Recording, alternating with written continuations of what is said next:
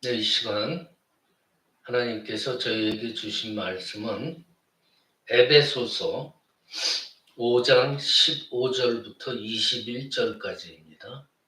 신약성경 315페이지입니다. 에베소서 5장 15절로 21절까지 신약성경 315페이지 뜻을 잘 생각하시면서 한 목소리로 함께 봉독하십니다. 시작. 그런즉 너희가 어떻게 행할지를 자세히 주의하여 지혜 없는 자 같이 하지 말고 오직 지혜 있는 자 같이 하여 세월을 아끼라. 때가 악하니라. 그러므로 어리석은 자가 되지 말고 오직 주의 뜻이 무엇인가 이해하라. 술 취하지 말라. 이는 방탕한 것이니 오직 성령으로 충만함을 받으라.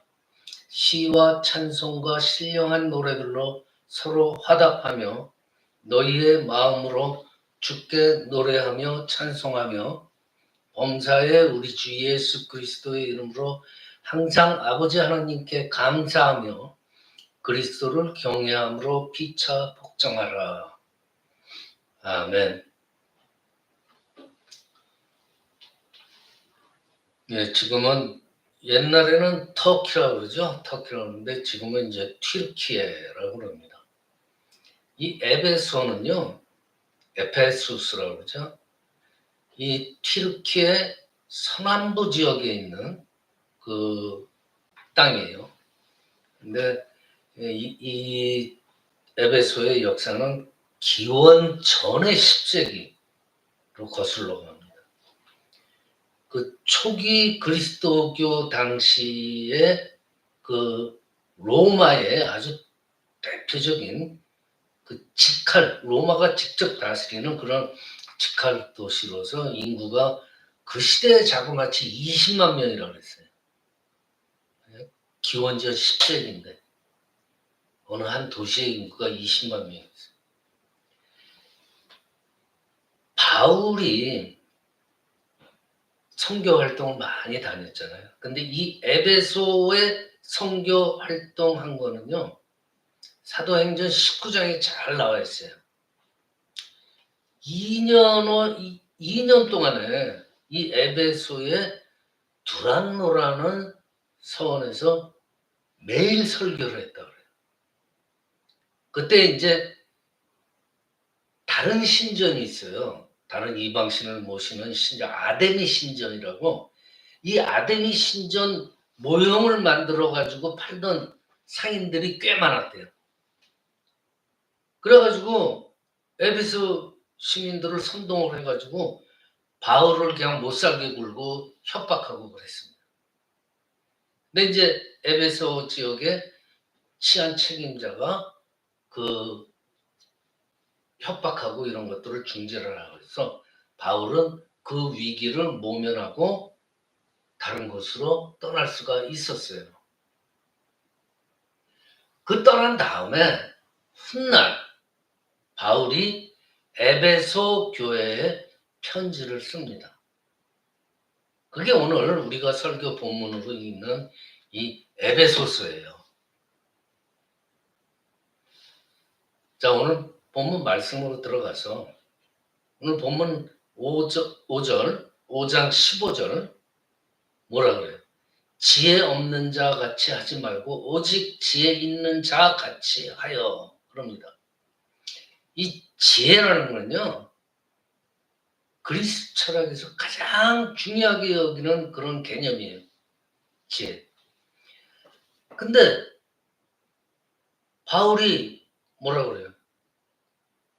그 로마 사람들한테 지혜를 가장 중요하게 여기는 로마 사람들한테 지혜 없는 자. 그 로마 사람들이 그 말을 듣고 인정을 하겠어요? 근데 바울이 이어서 계속 얘기를 해요. 무엇이 지혜롭게 사는 것인지를 16절에서 얘기했어요. 세월을 아끼라. 때가 지금 너무나 악하니라 그래요. 당시 로마의 그 시대 상황 그리고 사람들의 시대 정신이 부패했어요. 그러니까 바울이 딱 얘기를 하는 거예요. 정신 차려. 지혜 없는 자같이 굴지 마라. 세월을 아껴라. 지금 때가 너무나 악하다. 정신 차려라. 그렇게 얘기를 하는 거예요. 그러고서 18절에서 아예 명령형으로 얘기를 해요. 술 취하지 말라. 술에 취해본 분들 많이 계시죠? 술에 취하면요. 술이 사람을 잡아먹어요. 그런 말이 있잖아요. 술 기운이 그 사람을 완전히 지배하게 돼요. 근데 우리는 이 성경을 읽을 때 여기서 술 취하지 말라 이 말을 갖다가 단순히 그냥 술을 마시는 거 이 얘기만 하는 게 아니에요. 술 취하는 거랑 비슷하게 어딘가에 나의 영혼을 나의 이 정신을 빼앗기는 현상 이걸 술 취하는 걸로 해석하면 되는 거예요. 가만히 보세요. 이 세상 돌아가는 거. 술에 취한 것 같잖아요. 한국을 보면은요. 의사가 돈 좀 더 번다고 국민학교 때부터 아니 초등학교 때부터 의과대학 진학반이 그 사설 학원들이 있대요. 참. 그리고 신문 뉴스 봐요. 맨날 부동산 어디가 올랐니 어디가 내렸니 증권 관련 유튜브 보는 사람들이 엄청 많대요. 암호화폐 완전히 사람들 미쳐 있잖아요. 환율이 뭐 막 올라갔다 내려갔다 하면은 거기에 따라서 막 여행을 가느냐 안 가느냐 온갖 그냥 거기에 따라서 온 신경이 맺혀 있잖아요. 이런 현상이 바로 술 취했다는 현상과 똑같은 거예요. 내 정신을 뺏어간 거예요.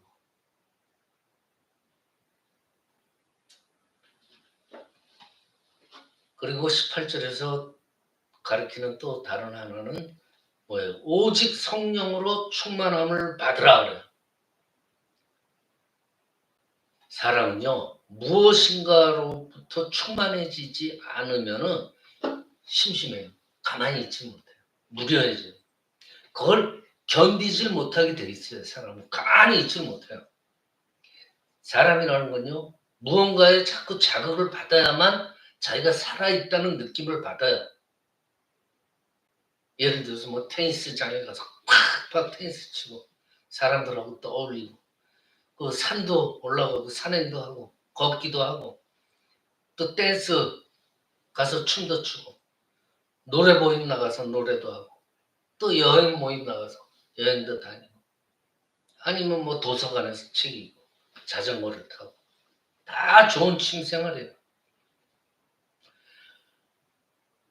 우리 신앙인들도요 여가를 즐길 수 있는 그런 취미생활이 필요하죠. 근데 제가 앞서 말씀드린 그런 예들 그런 취미생활 그것만으로 과연 우리의 영혼이 안 심심해질 수 있을까? 그건 세상의 놀거리로 세상의 즐길 거리로 세상의 시간 보낼 거리로 우리 영혼이 풍요로워질 수 있을까? 그렇지 않아요. 우리가 무료하지 않다고 해서 그리고 재미있는 일이 많다고 해서 우리 영혼이 거기에 따라서 풍요로워지는 게 아니에요. 오히려 그 놀이거리, 시간거리 그런 것들 때문에 영혼이 썩어질 수가 있어요. 그래서 바울은 성령으로 충만함을 받으라고 말한 거예요. 여러분들 대부분의 사람들이 그래요. 아니 인생 다른 사람보다 내가 조금 더 즐겁고 다른 사람보다 내가 유쾌하게 살고 그렇게 하면 충분한 거지 뭐.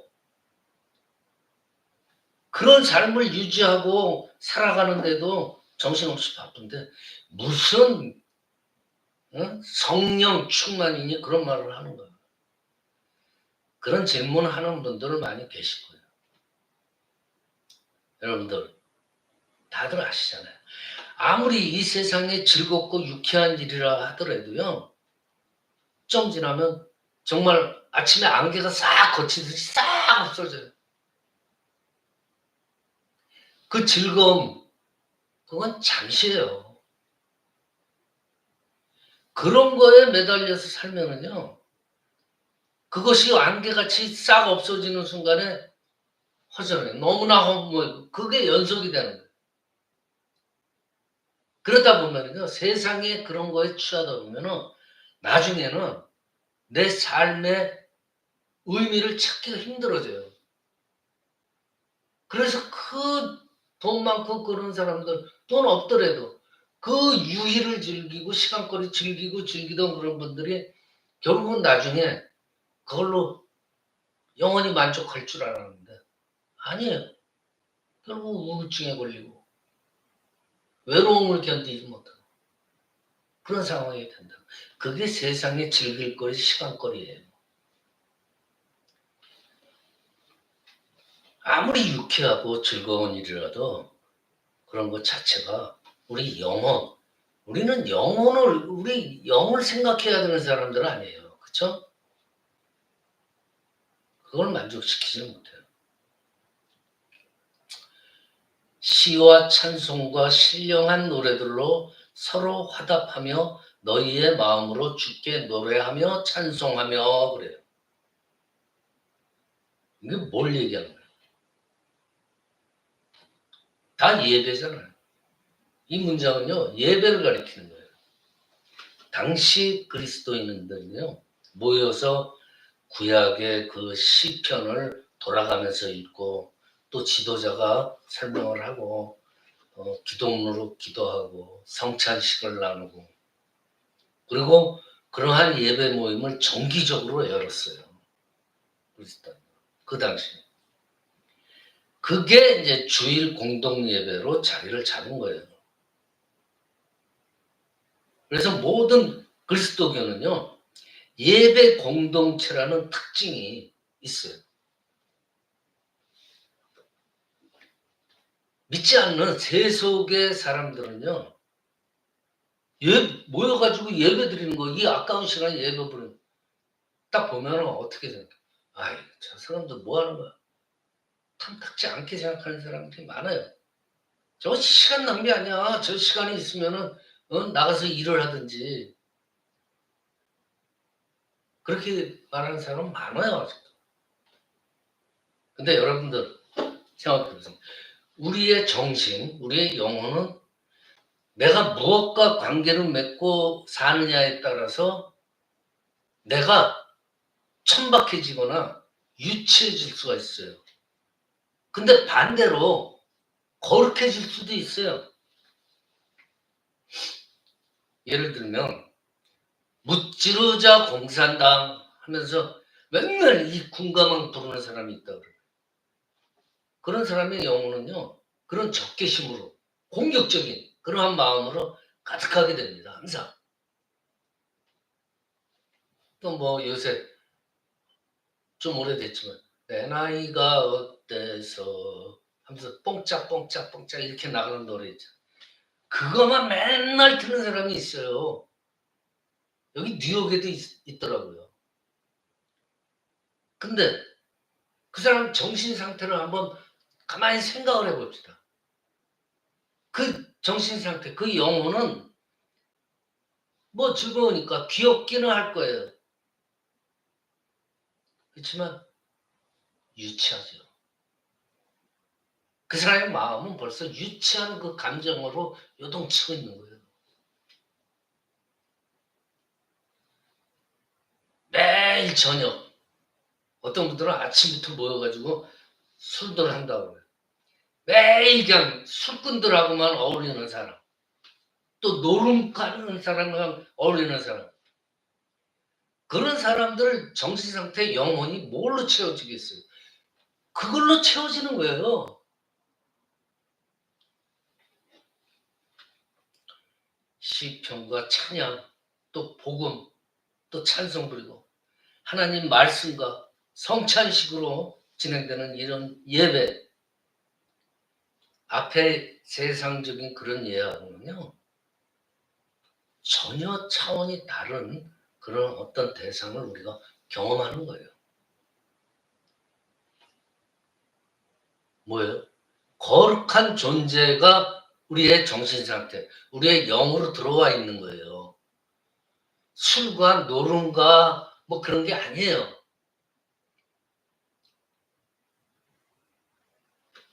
그 거룩한 존재가 뭐예요? 이 세상을 창조하신 분이에요. 지금도 이 세상을 통치하시고 앞으로 종말에 아예 이 종말을 완성을 시킬 분이에요. 하나님, 아버지 하나님, 예수님. 그분은 지금도 우리의 믿음을 보시고 사죄할 만하면은 내 죄가 사하졌도다 하고 죄를 사해 주시는 분이에요.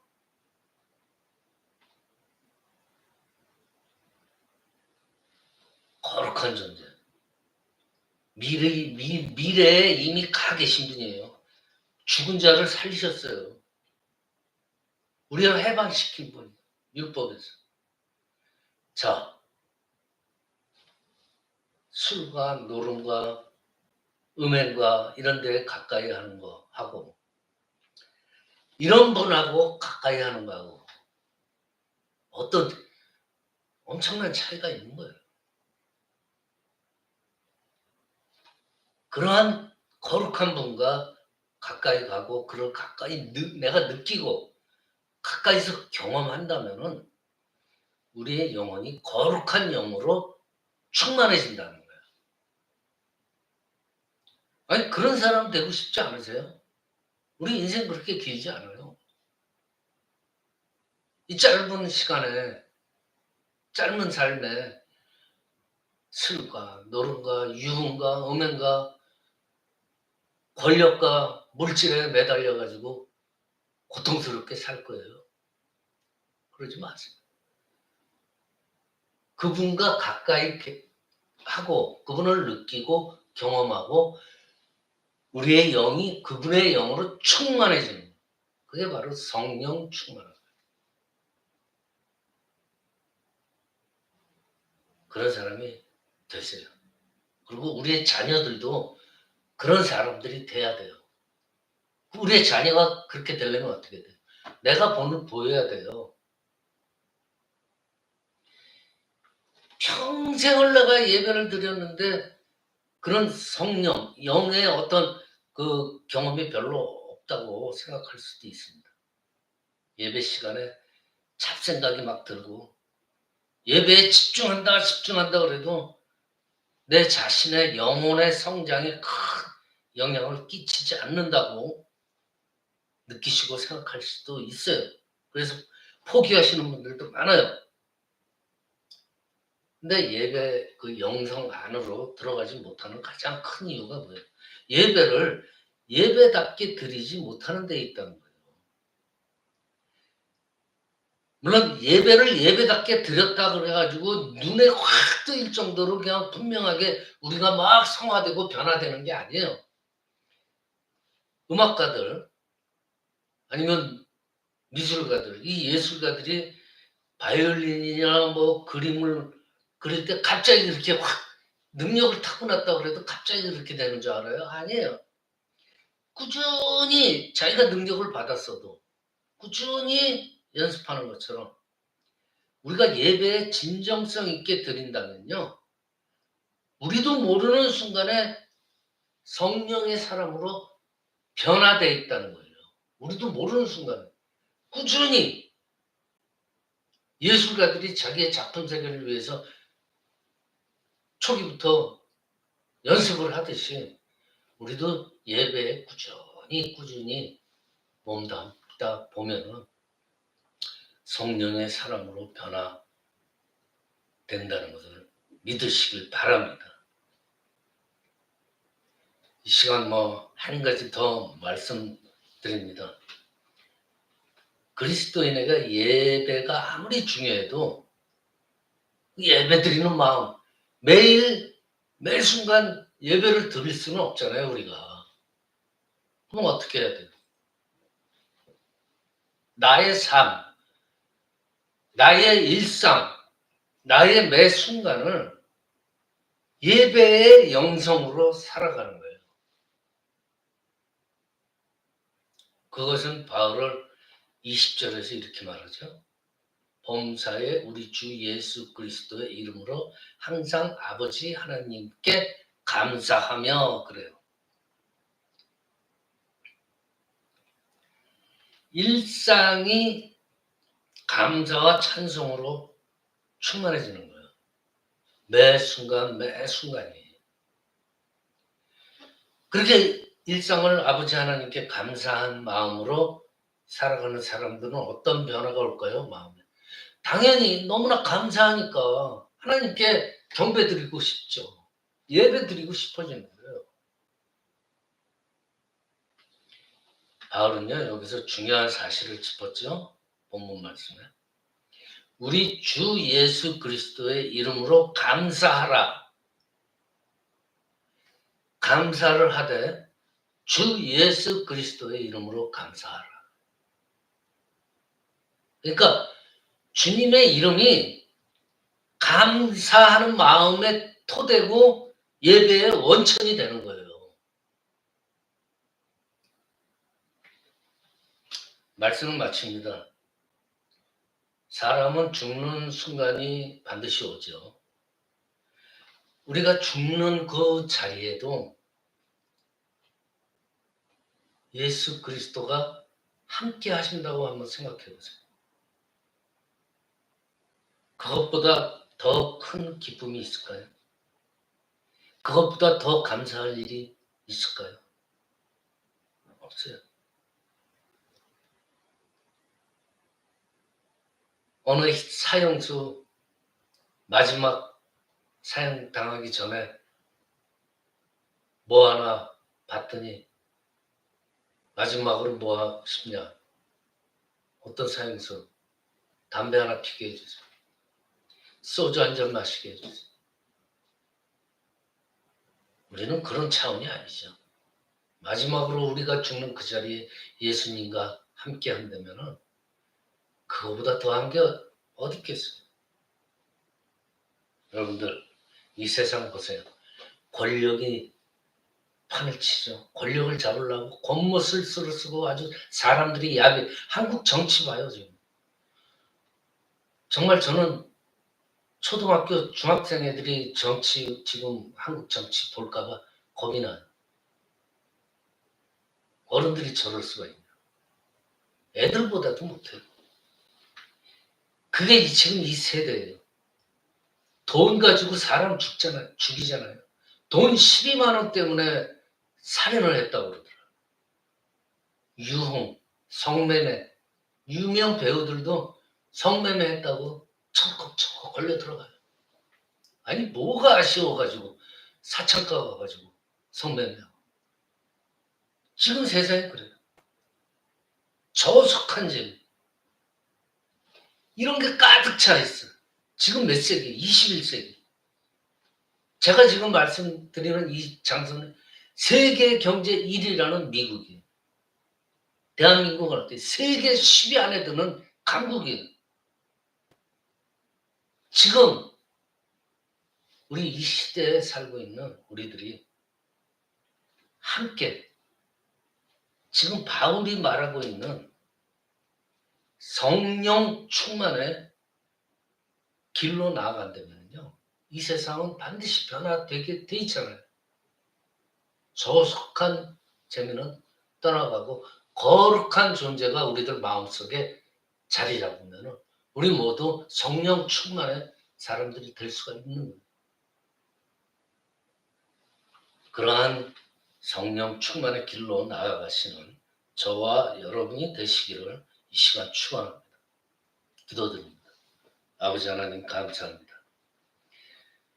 우리 주 예수 그리스도의 이름으로 감사하며 살아가게 하여 주시옵소서. 일상을 아버지 하나님께 감사하는 마음으로 살아가게 하여 주시옵소서. 성령 충만의 길로 나가게 하여 주시옵소서. 거룩하신 우리 주 예수 그리스도의 이름으로 기도드리옵나이다. 아멘.